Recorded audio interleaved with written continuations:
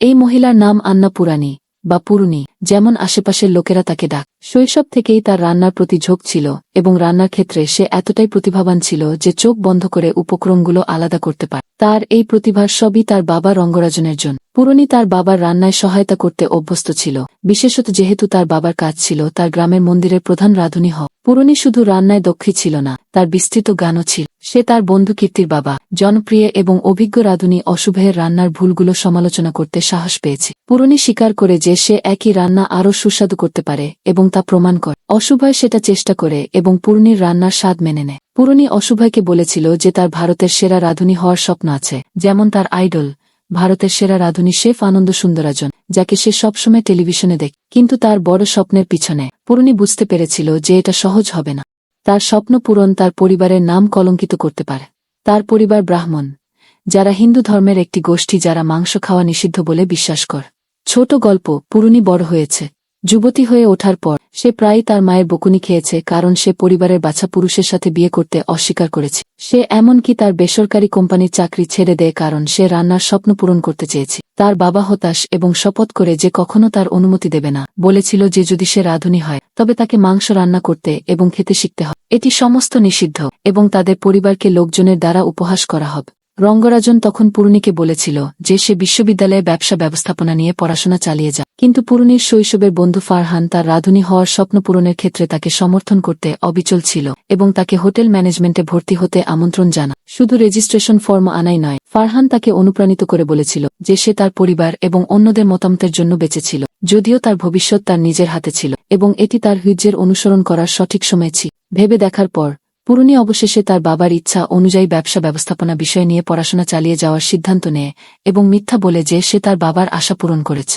পড়াশোনার সময় পূরণীর অনেক বন্ধু ছিল যারা তার স্বপ্নে তাকে সমর্থন করেছে। এমনকি কীর্তির বাবা প্রয়োজন হলে পূরণীর বাবার মতো ভূমিকা পালন করতে সাহায্য কর।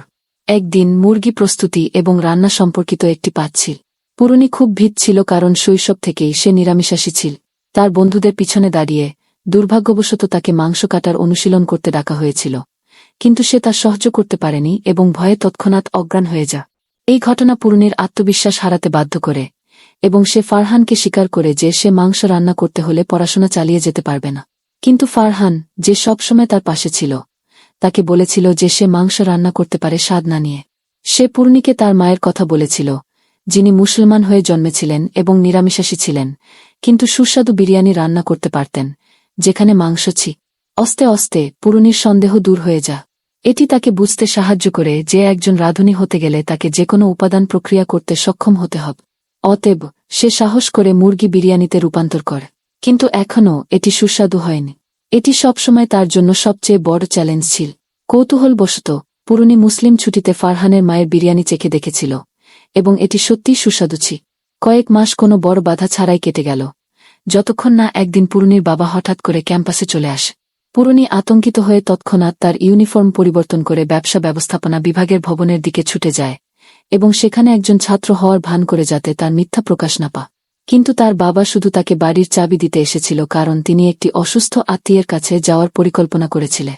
তার বাবা চলে যাওয়ার পর পূরণী আবার তার ক্লাসে ফিরে ছুটে যায় মুরগি রান্নার অনুশীলন করতে। কিন্তু যখন সে প্রস্তুতি নিচ্ছিল, রঙ্গরাজন হঠাৎ এসে তাকে মাংস খেতে দেখে ফেলে। পূরণীর বাবা তৎক্ষণাৎ ব্রাহ্মণ সম্প্রদায় দ্বারা বিচারিত হয় কারণ তার মেয়ের কারণে ধর্ম এবং তাদের বিশ্বাস অপমানিত হয়েছে।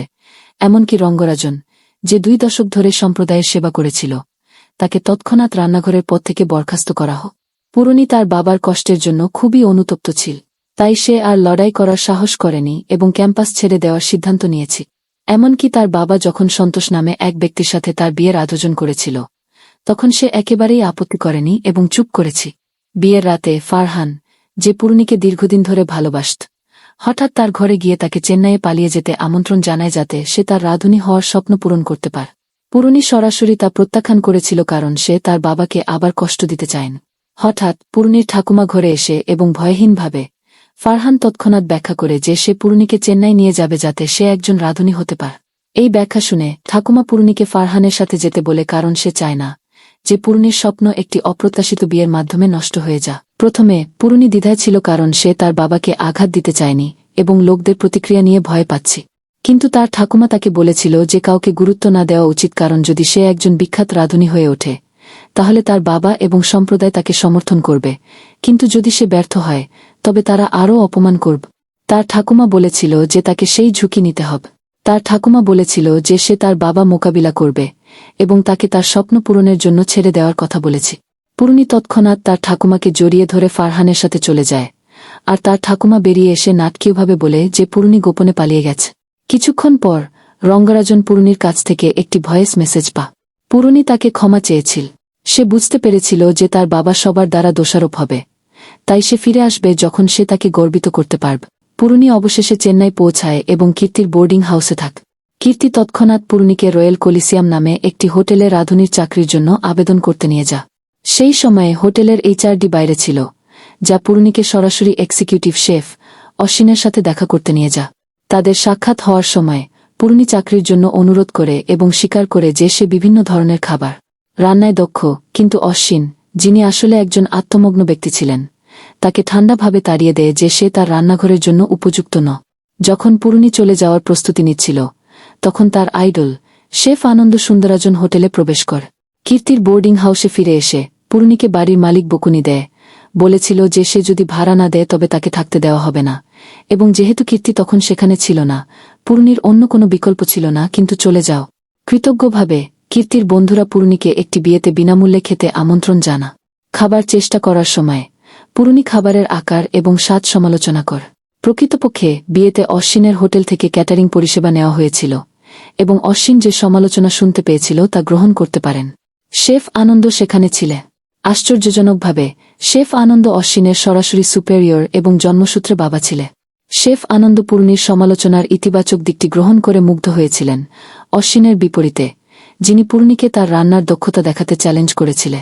এবং বিনা দ্বিধায় পূর্ণি তৎক্ষণাৎ একই খাবার রান্না করেছিল এবং শেফ আনন্দের জন্য বিশেষ ডেসার্ট তৈরি করেছিল, যিনি তার শৈশবের অনুপ্রেরণা ছিলে। শেফ আনন্দ পূর্ণির রান্নার সৃষ্টি এবং স্বাদে মুগ্ধ হয়েছিলেন এবং আশ্চর্যজনকভাবে পূর্ণিকে রাজকীয় কলিসিয়ামের রান্নাঘরে কাজ করার জন্য শেফ আনন্দ তৎক্ষণাৎ গ্রহণ করেছিলেন, যদিও অশ্বিন এই সিদ্ধান্তে বিরক্ত ছিলে। কঠোর পরিশ্রমের মাধ্যমে পূর্ণি অবশেষে কীর্তির বোর্ডিং হাউসের ভাড়া দেওয়ার জন্য টাকা উপার্জন করতে সক্ষম হয়। একদিন যেখানে পূর্ণি কাজ করছিল সেই হোটেলটি একটি বিশেষ অতিথি ফরাসি রাষ্ট্রপতির আগমনের জন্য ব্যস্ত ছিল, যিনি সেখানে দুপুরের খাবার খেতে আসছিলেন। অন্যান্য সবাই যখন খাবারের প্রস্তুতির জন্য ব্যস্ত ছিল, অশ্বিন অত্যন্ত অহংকারীভাবে পূর্ণিকে সাহায্য করতে নিষেধ কর। কিছু ধরনের ফরাসি খাবার সুশৃঙ্খলভাবে টেবিলে সাজানো হয়েছিল, তবে রাষ্ট্রপতি তা পছন্দ করেননি কারণ তিনি আশা করেছিলেন যে তাকে ঐতিহ্যবাহী ভারতীয় খাবার পরিবেশন করা হবে। শেফ আনন্দ রাষ্ট্রপতির কথাগুলি শুনে খুবই লজ্জিত হন, বিশেষ করে যখন তিনি রান্নাঘরে প্রবেশ করে। তিনি হতাশ হন যখন দেখেন যে অশ্বিন দ্বারা তৈরি সমস্ত ভারতীয় খাবার সাধারণ দেখাচ্ছে। সেই মুহূর্তে পূর্ণি স্বেচ্ছায় একটি বিশেষ ভারতীয় রান্না তৈরি করার প্রস্তাব দেয় এবং খাবারটি প্রস্তুত হলে শেফ আনন্দ রাষ্ট্রপতিকে, যিনি চলে যাচ্ছিলেন, এটি চেখে দেখতে বলে। রাষ্ট্রপতি অবশেষে এটি চেখে দেখতে রাজি হন। যখন রাষ্ট্রপতি এটি খেতে প্রস্তুত হচ্ছিলেন, পূর্ণি বিনীতভাবে পরামর্শ দেয় যে তিনি খাবারটি হাতে খেতে পারেন, স্বাদ আরও ভালো হবে। রাষ্ট্রপতি পূর্ণির পরামর্শ অনুসরণ করে। যত তাড়াতাড়ি খাবারটি খাওয়া হয়, রাষ্ট্রপতি তৎক্ষণাৎ খুব সন্তুষ্ট অনুভব করে। তিনি চোখ বন্ধ করে খাবারের স্বাদ গ্রহণ করেন এবং শেফ আনন্দের প্রশংসা করে। কিন্তু বিনয়ী শেফ আনন্দ অন্যদের কঠোর পরিশ্রমের জন্য প্রশংসা গ্রহণ করতে চান। তাহলে তিনি তৎক্ষণাৎ পূর্ণিকে পরিচয় করিয়ে দেন যাতে পূর্ণি রাষ্ট্রপতিকে খাবারের উৎস সম্পর্কে ব্যাখ্যা করতে পারে। এটি ছিল প্রথম ভারতীয় চালের ডিশ, এমনকি বিরিয়ানি উদ্ভাবনের আগে। রাষ্ট্রপতি এটি দেখে মুগ্ধ হন, তাই কৃতজ্ঞতা হিসেবে রাষ্ট্রপতি পূর্ণিকে একটি বিরল সোনার কয়েন প্রদান করেন, যা পূর্ণির দক্ষতার মতো বিরল ছিল। পূর্ণির অর্জনের কারণে তাকে তৎক্ষণাৎ পদোন্নতি দেওয়া হয়।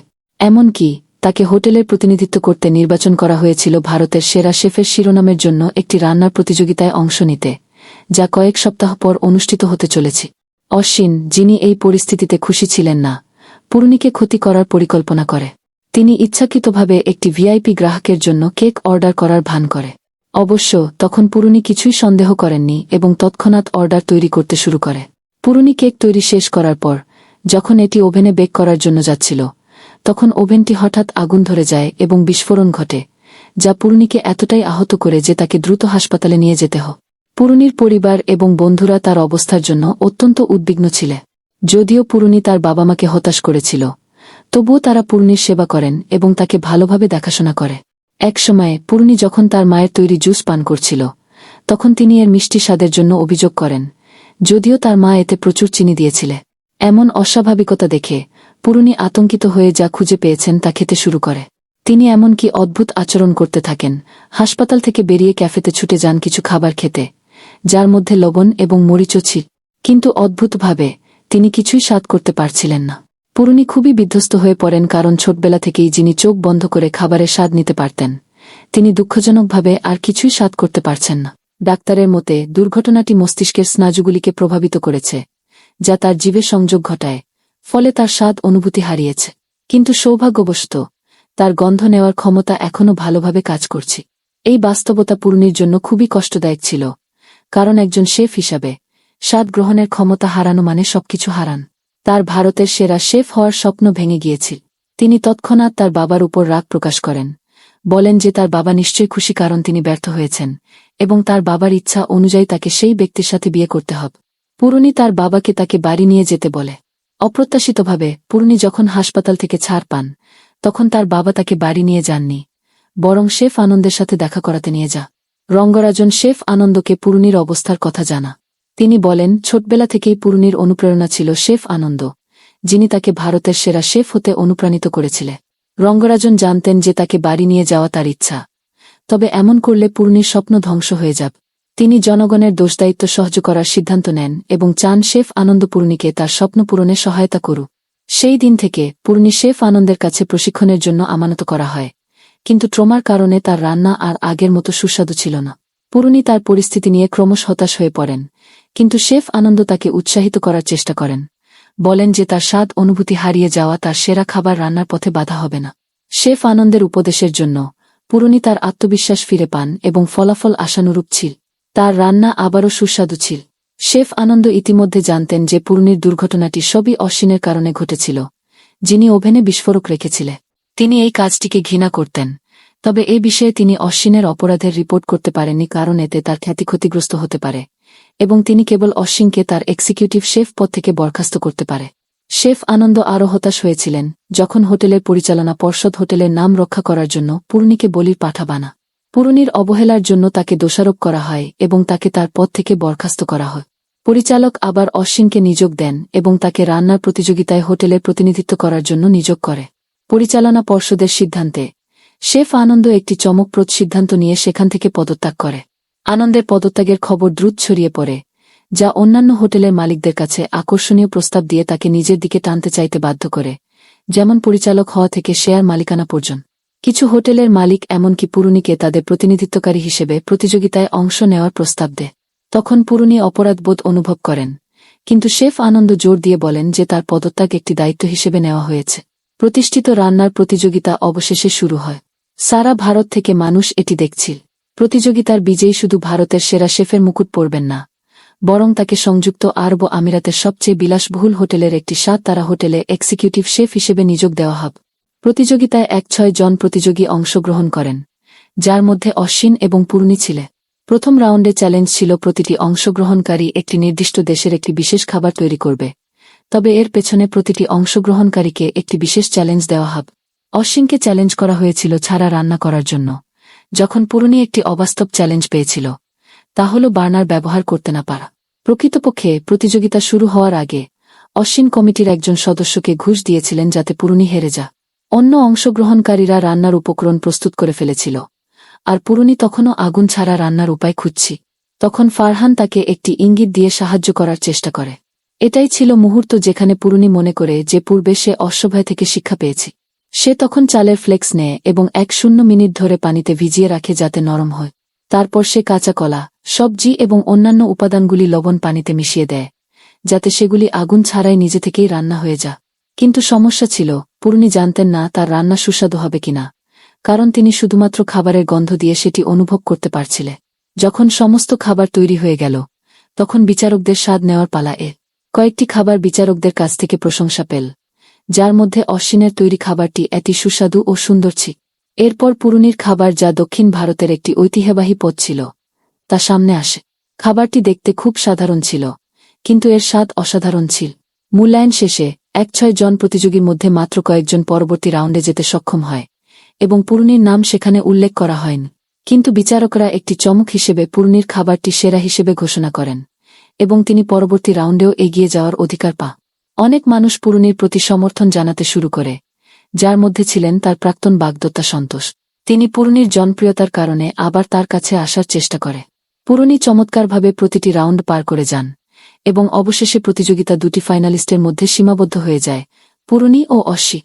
পূর্ণি যখন ফাইনালে পৌঁছান তখন বড় বিতর্কের সূত্রপাত হয়, কারণ অশ্বিন আবারও কমিটির একজন সদস্য মনোহরকে ঘুষ দিয়ে পূর্ণিকে কুৎসা রটানোর কাজে লিপ্ত হন। মনোহর মিডিয়ার সামনে ঘোষণা করেন যে পূর্ণি তাকে অর্থ দিয়েছেন রাউন্ড পার হওয়ার জন্য। পূর্ণির বিরুদ্ধে এই অপবাদ দ্রুতই সামাজিক মাধ্যমে ছড়িয়ে পড়ে। এটি সমাজে বিভিন্ন মতামতের জন্ম দেয়, এমনকি পূর্ণিকে ভারতীয় শেফ অ্যাসোসিয়েশনের কাছে তলব করা হয় এবং তদন্তে দোষী প্রমাণিত হলে তাকে অযোগ্য ঘোষণা করার হুমকি দেওয়া হয়। যদিও মিডিয়া জানত না যে অশ্বিন প্রতারণা করেছিলেন, শেফ আনন্দ নিশ্চিত ছিলেন যে এই অপবাদের পেছনে অশ্বিনই আছে। তিনি এমনকি পূর্ণির পক্ষ নিয়ে তাকে রক্ষা করবেন বলে ঘোষণা করে। এই মন্তব্য অশ্বিনকে এতটাই রাগিয়ে তোলে যে তিনি তার বাবাকে মারধর করেন এবং তার বাবাকে হাসপাতালে ভর্তি করতে হয়। যখন পূর্ণি ভারতীয় শেফ অ্যাসোসিয়েশনের তদন্তের মুখোমুখি হন, তিনি সবকিছু অস্বীকার করে। তিনি আরও বলেন যে তিনি মনোহরকে চিনতেন না এবং প্রতিযোগিতার সময় করা হ্যান্ডশেকটি ছিল কেবল একটি অভিনন্দন। পূর্ণি স্বীকার করেন যে তার রান্না এখনও সুস্বাদু হবে কারণ তিনি তার অন্যান্য ইন্দ্রিয়গুলি ব্যবহার করেছে। তিনি তখন রান্নার ক্ষেত্রের বাইরে একটি অনুরূপ কেসের উদাহরণ দেন। তাদের মধ্যে একজন ছিলেন বিটোফেন, যার শ্রবণজনিত সমস্যা ছিল। তিনি সেরা সিম্ফনি তৈরি করতে সফল হন। তারপর স্টিফেন হকিং, যিনি একজন বিখ্যাত পদার্থবিদ, যিনি হুইলচেয়ারে ছিলেন। পূর্ণির ব্যাখ্যা শুনে অ্যাসোসিয়েশনের চোখ খুলে যায় এবং তারা সিদ্ধান্ত নেয় যে পূর্ণি নির্দোষ এবং তাকে ফাইনাল রাউন্ডে এগিয়ে যাওয়ার অধিকার দেওয়া হয়। ফাইনাল রাউন্ডে পূর্ণি ও অশ্বিনের মধ্যে চ্যালেঞ্জটি ছিল এমন একটি খাবার তৈরি করা যা দর্শকদের মধ্যে সবচেয়ে বেশি পছন্দনীয়। অপ্রত্যাশিতভাবে সবচেয়ে বেশি পছন্দনীয় খাবার হিসেবে বিরিয়ানি নির্বাচিত হয়। এটি অবশ্য পূর্ণির জন্য সবচেয়ে কঠিন চ্যালেঞ্জ ছিল, কারণ ছোটবেলা থেকেই বিরিয়ানি এমন একটি খাবার ছিল যা তিনি কখনো ঠিকঠাক রান্না করতে পারেন। এতে ফারহান ও কীর্তি খুবই চিন্তিত হয়ে পড়েন, কারণ তারা জানতেন বিরিয়ানি পূর্ণির দুর্বলতা। অশ্বিন রান্না শুরু করছিলেন আর পূর্ণি তখনও চিন্তিত ছিলেন। তখনই তিনি ফারহানের মায়ের আগে বলা কথাগুলি মনে করেন, যে তার বানানো বিরিয়ানি খুবই সুস্বাদু ছিল। তাতে স্বাদের গোপন কথা ছিল না, বরং রান্নার আগে প্রার্থনা। ঠিক তখনই পূর্ণি প্রার্থনা করার জন্য নত হয়ে যান এবং মুসলিমের মতো প্রার্থনা শুরু করে। তিনি ঈশ্বরের কাছে প্রার্থনা করেন যাতে তার রান্না সুস্বাদু ও বিশেষ হয়। প্রার্থনা শেষ করে তিনি আত্মবিশ্বাসের সাথে রান্না শুরু করে। প্রথমবারের মতো পূর্ণির বানানো বিরিয়ানি খুবই সুস্বাদু হয়েছিল। অশ্বিনের বিরিয়ানি কোনো অংশে কম ছিল না। বিচারকরা এই দুই প্রতিযোগীর রান্নায় বিমোহিত হন এবং তা থেকে সঠিক একজনকে বেছে নেওয়া কঠিন হয়ে পড়ে। বিচারকরা অবশেষে তাই ঘোষণা করে। কিন্তু প্রতিটি চ্যালেঞ্জে একজন বিজয়ী প্রয়োজন হওয়ায় বিচারকরা একটি অতিরিক্ত রাউন্ডের ব্যবস্থা করেন, যা ছিল একটি ব্লাইন্ড টেস্ট। এই রাউন্ডটি পূর্ণির জন্য কিছুটা অন্যায় ছিল, যিনি স্বাদের অনুভূতি হারিয়ে ফেলেছিলেন। ফারহান বিচারকদের কাছে আপত্তি জানা। তবে রান্নার প্রতিযোগিতায় নিয়ম ছিল যে প্রতিটি শেফকে খাদ্য উপকরণগুলি চিহ্নিত করতে সক্ষম হতে হবে। এই চ্যালেঞ্জে অশ্বিন সেগুলি চেখে চমৎকারভাবে উপকরণগুলি চিহ্নিত করতে পারছিলেন, আর পূর্ণি গন্ধ শুকে এবং স্পর্শ করে উপকরণগুলির টেক্সচার অনুভব করে তা চিহ্নিত করছিলেন। অশ্বিন ও পূর্ণি দুজনেই চতুর্থ উপাদান পর্যন্ত সঠিক উত্তর দেন, কিন্তু পঞ্চম উপাদানে এসে অশ্বিন ভুল উত্তর দেন, আর পূর্ণি, যদিও কঠিন লাগছিল, কোনোভাবে সঠিক উত্তর দেন, যা তাকে পারফেক্ট স্কোর এনে দেয়। পূর্ণি অবশেষে প্রতিযোগিতার বিজয়ী হন, যা তার ভারতের সেরা শেফ হওয়ার স্বপ্ন পূরণ করারও নির্দেশ করে। তার পরিবার ও বন্ধুরা খুব খুশি ছিলেন। যারা তাকে আগে অবজ্ঞা করত, তারাও তাকে প্রশংসা করতে শুরু করে। যখন পূর্ণির বিজয়ী পুরস্কারটি দেওয়া হচ্ছিল, তিনি তার বাবাকে এগিয়ে আসতে বলে। রঙ্গরাজন খুব গর্বিত এবং বিব্রতবোধ করছিলেন, কারণ সেই মেয়ে, যাকে তিনি একসময় অবজ্ঞা করেছিলেন এবং যার জন্য পরিবারকে হতাশ করেছিলেন, তিনি আজ পরিবারের গর্ব হয়ে উঠেছে। তিনি পূর্ণির স্বপ্নকে ইচ্ছাকৃতভাবে বাধা দেওয়ার জন্য ক্ষমা প্রার্থনা করেন এবং সেই সাথে পূর্ণির ভাঙা স্প্যাচুলাটি ফিরিয়ে দেয়। চলচ্চিত্রের শেষ অংশে অশ্বিন বাড়ি ছেড়ে যাওয়ার এবং তার বাবার কোম্পানি চালিয়ে না যাওয়ার সিদ্ধান্ত নেন। যখন পূর্ণির ক্যারিয়ার আরও উজ্জ্বল হয়, তিনি দুবাইয়ের একটি 7 তারা হোটেলের নির্বাহী শেফ হন। যা আরও আশ্চর্যের বিষয় ছিল, পূর্ণি তার শিকড়কে ভুলে যান। তিনি তার গ্রামের মহিলাদের খাদ্য ব্যবসার মাধ্যমে সংগ্রাম ও টিকে থাকার শিক্ষা দেন।